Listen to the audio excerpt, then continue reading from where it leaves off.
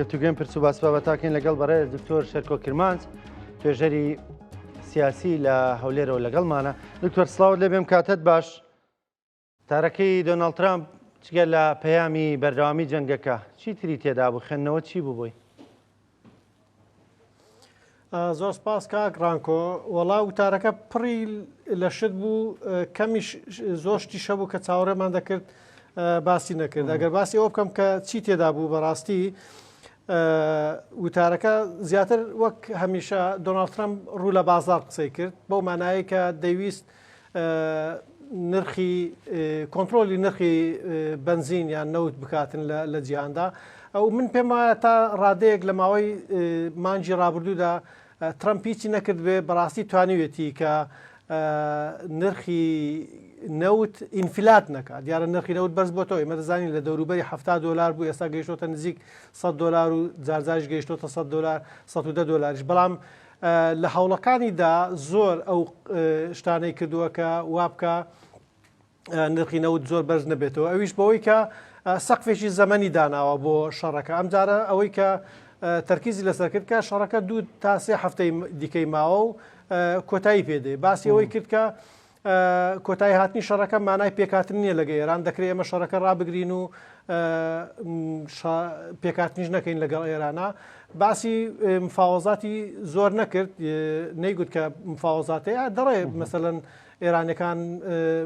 لێمان دەپارێنەوە بۆ مفاوەزات و شتانە، بەڵام پێ ناچێت مفاوەزاتیش ڕاستەوخۆ لە بینی ئێران و ئەمریکیەکاندا هەوێتن. باسی ئەوەشی نەکرد کە ینی باسی ئەوەی کرد کە گوتی مەسلەی هورمز کرانەوەی هورمز کە کێشەیەکی گەورەی بۆ ئابووری جیهان خۆڵقاندووە، گوتی ئەوە پرسی ئێمە نیە و کێشەی ئێمە نیە و ئەو وڵاتانەی کە نەوت دەکڕن لە وڵاتانی کەندا و لە گەروی هورمز بەکاردێن بەخۆیان دەتوانن بێن ئەوە بکەنەوە، ئەوە کێشەی ئێمە نیە. لە هەمووی گرنگتر بەڕای من کە قسەی لەسەر کردویستی قسەی لەسەر بکە، چونکە ترامپ ماوەیەکی زۆرە تاوانبار دەکرێت بەوەی کە لە ژێر فشاری ئیسرائیلەکان ئەم شەڕی هەڵگیرساندووە. ئەو ئاماژەی بە قسەی یەکێک لەو کەسانە کردووە، ینی با بڵێن ئەگە بەناوی شەهیدی ئەمریکیەکان، یەک لەو بنەماڵە ئەمریکیانەی کە کەسێکیان لێ کوژراوە لە کاتی شەڕەکەدا، گوتی چوومە سەردانیم کردوون دیو من ئەوان گوتویانە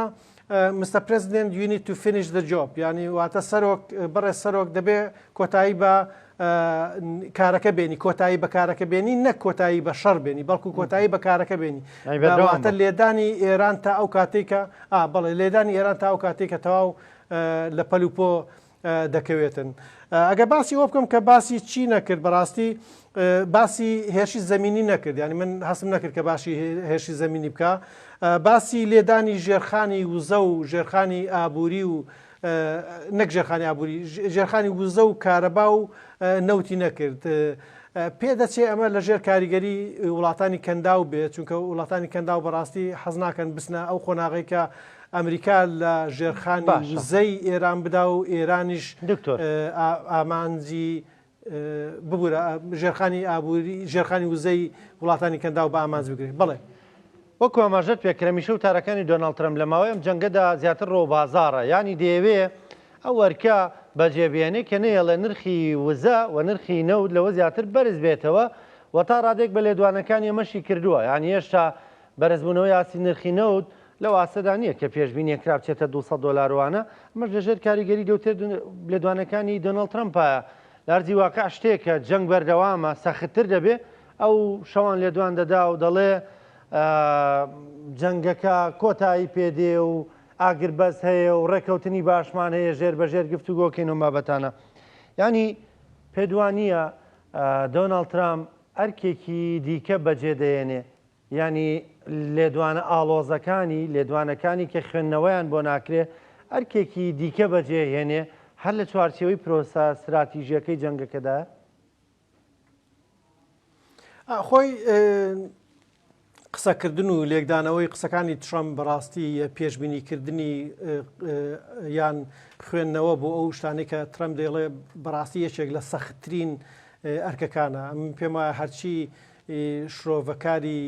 یا محەلیل و هەرچی ئەوەیە لەم دنیا بەڕاستی سەری لێ شێواوە، چونکە ترامپ وەک گوتم بۆ سیاسی قسە ناکە، بۆ خەڵک قسە ناکە، بۆ ڕۆژنامە نووس قسە ناکە، بەڵکو بۆ بازار قسە دەکا، بۆ دەنگدەری خۆی قسە دەکا. جا وەک گوتیشم بەڕاستی باش ئەو کارێک کردووە، ینی کاکران کۆمە دەبێت بزانین کە نرخی نەوت گەیشت بێتە $100 ئاخری زەمان نییە، چونکە نرخی نەوت لە حاڵەتی لە دۆخی ئاساییشە جار هەبوو گەیشتوتە $100. یعنی $100 شتێک نییە کە بازاری جیهانی پێڕا نەهات بێ کە ئەم نرخە بداتن. ئەو ڕوو لە دەنگدەری خۆی قسە دەکاتن، پێیان دەڵێ کە شەڕەکە زۆری نەماوە، شەڕەکە کۆتایی پێدێت، 2 هەفتە و 3 هەفتەی دیکەیە کۆتایی پێدێتن. ئێمە ئامانجەکانمان پێکاوە. تەنانەت باسی ئەوەی نەکرد کە ئەو با بڵێن یۆرانیۆمە پیتێنراوەی کە هەیە لە ئێرانە چی لاتۆ گوتی کەوتۆتە ژێر زەوی. بەڕاستی لە قسەی دیکەیدا لە دوای قسەکانی با بڵێن دوای چی پێ دەڵێن قسە فەرمیەکەی لە چاوپێکەوتنیشتکە گوتی کەوتۆتە ژێر زەوی، ئێمە علاقەمان پێدا نییە، ئیدی خۆ ناچین دەری بێنین، بەو مانایە کە بێ کەڵک بۆ و بە کەڵکی هیچ نایە. ینی قسەکانی ترامپ بەڕاستی بەشێکی لەوانەیە شێواندن بێ، ینی ئەوە لەوانەیە ئێستا نیازی هێرشکردنێکی زەمینی هەبێ، مەبەستی گرتنی هەندێک دوورگە بێ، مەبەستی ناردنی هەندێک هێزی کۆماندۆ بۆ ناو ئێران، ئەوانەی هەموو دەخوێندرێتەوە بە ناڕاستەوخۆ نەک بەڕاستەوخۆ. دوکە قسەکانی ترامپ بەڕاستەوخۆ زۆر زەحمەتە لێکدانەوەی بۆ بکەیت. باش دکتۆر، ئامانجەکان ئیسرائیل و ئەمریکا زوو دۆناڵد ترامپ دەڵێ بەشێکی زۆر لە ئامانجەکان مادمەدیەناوە و ئەم نیزامە گۆڕاوە، ئەوەی جاران نییە و یۆرانیۆمیان نەماوە و موشکی بالیستیان نەماوە و هێزی دەریاییان نەماوە، ینی ئامانجەکانیان بەدی هاتووە. من پێم وان نییە، چونکە لە ڕاستیدا ئامانج لە دیدی ئەمریکا لەوانەیە هەندێک ئامانجی پێکابێ بەوەی کە با بڵێن لانی کەم پیتاندنی یۆرانیۆمی ڕاگرت بێ، لانی کەم دروستکردنی چەکی ئەتۆمی دواخست بێ بۆ چەندین ساڵی دیکە، لەوانەیە ژمارەی موشکەکانی ئێران کەم بوو بێتەوە. بەڵام ئەمانە پرسی کاتن، ینی تۆ ئێستا شەڕی لەگەڵ ڕابگرە، ئێران بە ساڵێک 2 ساڵی دیکە توانایی بەرهەمێنانی موشک و توانایی ئەوانەی دەگەڕێتەوە دۆخی جارانی خۆی بەڕاستی. ینی خۆ ئەگەر ئامانج دەکرێت بەوە پێک بێتن کە تۆ ئەگەر بڵێ مەسەلەن من شەڕەکە دوور دەخەمەوە، ئەمە جیایە،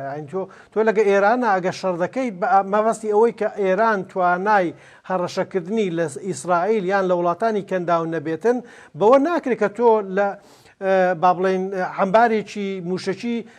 50,000 هەبێ بۆی بکەی بە 25,000 یا 20,000 هەبێ بۆی بکەی بە 10,000، چونکە بە 2 ساڵان 10,000ەکە دەبێتەوە بە 20,000ەکەی جاران. بەڵام بەوەی کە با بڵێن کار و پیشە و پرسی پیتاندنی یۆرانیۆم و ئەوانە پەخرابێ، لەوانەیە لەوەدا هەندێک کاریان کرد بێت لە بەهێزکردنی پرۆکسیەکانی ئێرانە تا ڕادەیەک لەوانەیە لاواز بوو بن، بەڵام لە شەڕەکەیە دەرنەچوون. ئەوەی کە ئەو دێڵێ مەسەلەن نوشڕەلایزینگ ینی بێلایەنیان بکەن لە شەڕەکە، چونکە بۆمان دەرکەوت تەنانەت با بڵێن حیزب اللهش ینی بەو شێوەیە لاواز نەکراوە، بەڵام ئیسرائیل دووری خستۆتەوە. ینی ئەوە ئەم جارە لە پلانی ئەوەدا کە بیخاتە ئەو دیوی ڕووباری لیتانی کە بەمەش حیزب الله دوو دەخرێتەوە لە شەڕەکە. باشە دکتۆر، کەواتە ئێستا جەنگەکە بەم شێوازە ماوەتەوە، ئایا ئیسرائیل لێ دەگەڕێ ئەم مەترسیە لێرەدا بمێنێتەوە؟ یانی ئەگەر بۆ نمونە هودنەیەک ئاگربەستێکیش بێتەکایەوە پێ دوان نییە کاتیە بێ بۆ بە استراتیژ لە ئیسرائیل کە ئەبێ ئەم نیزامە کۆتایی پێبێ، ئەم مەترسیانە نەمێنێ. آخر خۆی دووشت هەیە، ئێمە لەوانەیە خوێندنەوەیەکمان بۆ ئەوە نەکرد بێ کە قەت ئەویش ئەوەیە کە ئیسرائیل و ئەمریکا لەوانەیە پێیان وابێ بەڕاگررتنی شەڕ و بە پێکنەهاتن لەگەڵ ئێراندا ئەگەرەکان و با بڵێن ڕێگاکانی داڕمانی یەکجارەکی ڕژێم زیاتر بێنە گۆڕێ. ئێمە تا ئێستا بۆمان ڕوون بۆتەوە لانی کەم لە ماوەی مانجی ڕابردوودا کە خەڵکی ئێران نانە سەرجادەکان لە دژی ڕژێم لەو کاتێک کە فڕۆکەکان بە ئاسمانی تارانەوە دەسوڕێنەوە لەو کاتێک کە موشک باران دەکرێت ئەمە تقریبان هەمومان بۆ قەناعەتە گەیشتون کە خەڵکی ئێران ئێستا لەو قۆناغەیە ڕاناپەڕن بەڵام ئەوان پێیان وایە کاتێک کە شەڕ ڕابگرن و پێکاتن لەگە ئێران نەکرێت مەسەلەن بەو مانایە کە ئێران ئێستا کە ئەگەر ڕێژەی بێکاری لە ئێرانە پێش شەڕەکە دەیان میلیۆن کەس بوو بێ من پێم وایە دوای شەڕەکە دەبێت بە 20 میلیۆن کەس ئەگەر ژێرخانی ئێران مەسەلەن تەپی و داڕما و بێ کە نەیتوانی بێ خزمەتگوزاریەکان بە شێوەیەکی پێویست فراهەمکە بۆ خەڵکی ئێرانەکان دوای شەڕەکە هێندەی دیکە خراپتر دەبێت فەزای ئازادی لە ئێرانە پێش شەڕ و پاش شەڕ زۆر فەرق دەکاتن فەزای ئازادی زۆر بەرتەسکتر بۆتەوە ئێستا بەرتەسکتر بۆتەوە ئێمە دەزانین ئێستا کە خەڵک هەر بە ئەوە بە بیانووی پەیوەندی لەگەڵ ئیسرائیلیا بە بیانووی پەیوەندی یا بە بیانووی ئەوەی کە بێتە سەرجادەکان خۆپشاندام کا دەکوژێ من پێم وایە استراتیژی ئەمریکا و ئیسرائیل لەم لەحزەیەدا ئەوەیە کە شەڕ ڕابگیرێ لێگەڕێن ئێرانیەکان ئەو کارەی کە ئەوان دەستیان پێکردو ئێرانەکان ئەوە جێبەجێ بکەن ئایا ئەوە دەبێیان نابێ شتێکی دیکەیە بەڵام ئەگەرەکان بەو ئاراستەیەن کە ئێران زۆر لە دۆخێکی نالەبار شەڕەکە کۆتایی پێدێنێتن ئەگەری ڕاپەڕینی زەماوەری دەبێت باشە دکتۆر ینی هەندێکگەل لەسەر قسەی بەڕێزت دەیانوت هەندێک محەلیلی مەنی جیهانی و عەرەبیش ئاماژە بۆ دەکەن دەڵێن ئەمریکا دوایەوە کە سەرچاوەکانی وزەی ئێران دەکاتە ئامان ئەنجا لێ دەگەڕێ ئەو قسەی بەڕێزت ئێرانێک کە خەڵک لە گەرمای هاویندا بەبێ کارەبا بەبێ وزە بەبێ ئاو بەبێ غاز لە ماڵەکانیاندا ناتوانن ئیدارە بکەن ئازادیشان نەبێ نیزامەکەش بۆ خۆی ئەوەندە خۆشەویست نەبێ لە لای خەڵک ئەو کاتە خۆیان دەبنەوە کاری هەڵبەشانەوەی ئەو نیزامە یعنی ڕەنگە هێشتا چەند خۆناکێکی مابێ بۆەوە خەڵک لە ماڵی خۆیان ئەگەر ئەو کارەبا و غاز و هەموو پێویستیانەی هەبێ ڕەنگە ینی هێشتا بتوانێت دان بە خۆی دابگرێ خۆی ڕابگرێ کاگرانکۆ خەڵک ئەگەر ئەمە ئەوەی کە خوێندومانە ئەوەی دەیزانین لە علمی زانستی سیاسەتدا لە علمی کۆمەڵناسیە ئەوەیە کە خەڵک لە قۆناغێکدا کە مافە پێداویستیەکانی ژیانی پێداویستی ژیانی چیە نان ئاو کارەبا غاز نەوت ئەوانە پێداویستی ژیان کاتێک کە ئەوانە دابین دەبن خەڵک داوای ئازادی و مافی یەکسان و مافی با بڵێن ڕادەربڕین و ئەو جۆرەشتانە دەکاتن ئێمە ئەگەر کوردستان وەک نمونە وەربگرین کوردستان ئۆپۆزیسیۆن لە ساڵی 2009 دا 11 کە کوردستان لە باشترین قۆناغەکانی ڕەفاهیەتدا دەژیا لەو قۆناغەدا ئۆپۆزیسیۆن داوای مافی عەدالەتی کۆمەڵایەتی ئەو جۆرەشتانەی دەکرد بۆ چونکە خەڵک پێداویستەکانی دیکەی هەیە بەڵام کاتێک کە خەڵک پێداویستەکانی دیکەی نابێ بەڕاستی بە دوای ئازادی و بە دوای ماف و بە دوای گۆڕانکاری سیاسیدا ناگەڕێ من پێم وایە ئێستا لەم لەحزەیەدا خەڵکی ئێران کەوەی بیری لێ دەکاتەوە مانەوەیە پێس هەر شتێکی دیکە سەرڤایڤڵ مانەوەی خودی خۆی مانەوەشی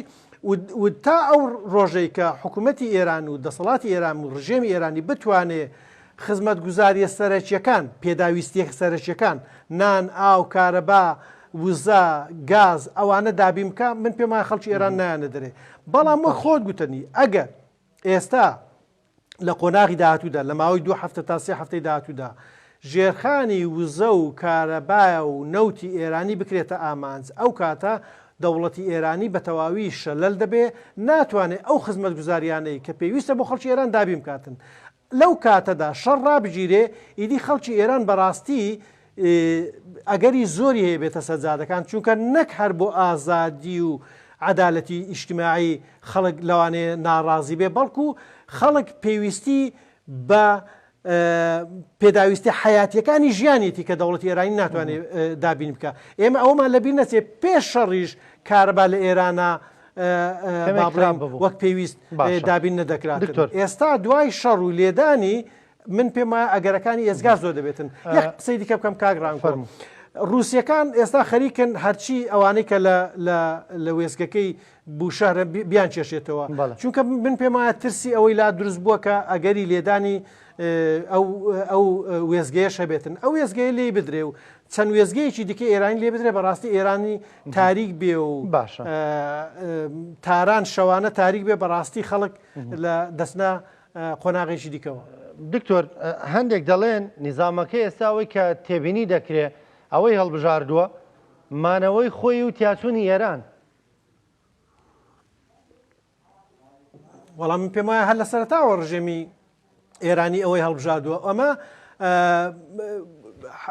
دۆخێکی ئاساییشە ینی شتێک نییە لە دەرەوەی دۆخە ناتەبیەکان بێت چونکە ئێران پێم وایە بەو مەرجانەی کە ئەمریکا بۆی داناوە بۆ 15 مەرجەکەی کە دایناوە بەوە ڕازی بێ هەر مەرجی خۆیەتی بەوەش ناڕازی بێ دەبێت شەڕی مانەوە بکە شەڕی ئەوەی وجودی بکە ینی تا ئاخر نەفەسی شەڕ بکاتن جا ئەو دوو ڕێبازی هەرچی ئەوەیە کە ناڕازیبوونی دەبێت مەرجەکان قبول بکاتن لەبەرەوە من پێم وایە منیش بم لەم دۆخەدا شەڕەکە.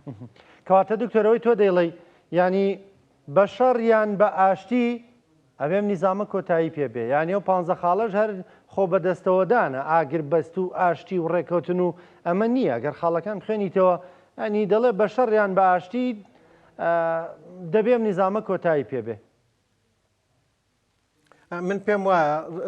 نەتەنیاهۆ لە ڕۆژ یەکەمیشەوە ئەو قسەی کردوگوتیتی ئێمە زەمینەی ڕوخانی ڕژێم ئامادە دەکەین نەک ئێمە ڕژێم بڕوخێنین و ئەوەی ئێستا دەکرێتن چه ئەمریکا دەیکا چه ئیسرائیل دەیکا لە ڕاستیدا زەمینە سازیە بۆ ڕوخانی ڕژێم بەڵام ئەوان چاک دەزانن ئێمەش بۆمان ڕوون بووە کە لە ڕێگەی موشەکەەوە ڕژێم ناڕوخێ بەڵکو لە ڕێگەی ڕاپەڕینی جەماوەریەوە ڕژێم دەڕوخێ ئەوان ئەو زەمینە سازیە دەکەن بەڵام ئەمەش ڕەهایی نییە کاکڕانکۆ ئێمە ناتوانین بە ڕەهایی بڵین کە دوای ئەمە لەوانەیە ڕژێم بڕوخێ بەڵام زەمینە سازی بەوە دەکرێت ئەگەرەکانی ڕوخانی ڕژێم لەوانەیە بێتە گۆڕێ دوای ئەو زەمینە سازیی دوای ئەو وێرانکاریەی دوای ئەو فەلەجەی کە تووشی ئێران دەبێتن هەم لە ژێرخانی ئابوووریەوە بگرێت تا دەگاتە ژێرخانی وزەی و تا دەگاتە ژێرخانی ئیدارەدانیشی مەسەلا قەیمە دەبێت بزانین کە مەسەلەن ئەوەی کە ئەو عەقڵی کە ئێرانیش بەڕێوە دەبێت ئێستا ئەو عەقڵە بەڕاستی لێدانێکی گەورەی پێکەوتووە. سپاس دەکەم زۆر بەڕێز دکتۆر شێرکۆکرمان توێژەری سیاسی سپاس دەکەم سپاس بۆ بەشداریکردن لەگەڵمان سپاس بۆ خستنە ڕووی بۆ چوون و شیکاری و سەرنجەکانە لەسەر جەنگی ئێران ئیسرائیل ئەمریکا.